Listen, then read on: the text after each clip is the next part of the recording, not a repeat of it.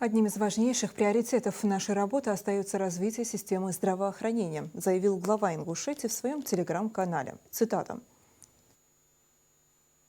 С 2012 года в Ингушетии реализуются федеральные программы «Земский доктор» и «Земский фельдшер». За это время в медучреждения сел и малых городов пришли работать 384 медспециалиста, врачи и представители среднего медперсонала. Программы предоставляют возможность молодым специалистам и опытным врачам, готовым трудиться в населенных пунктах с численностью жителей до 50 тысяч человек, получить единовременные выплаты – 1 миллион рублей для врачей и 500 тысяч рублей для среднего медперсонала. Благодаря этим мерам нам удалось укрепить кадрами важнейшие медучреждения республики – Джейрахскую, Сунжинскую, Малгобекскую районные больницы, Карабулакскую городскую больницу, Назрановскую ЦРБ имени Бекботова и многие другие. В прошлом году выплаты получили 30 врачей, а в текущем году планируем привлечь еще 20 специалистов. Уже 11 врачам средства выплачены, 3 находятся на стадии оформления документов. Основные задачи по программе в регионе должны быть выполнены к ноябрю 2025 года. Эта поддержка стала возможной благодаря реализации национального проекта «Продолжительная и активная жизнь»,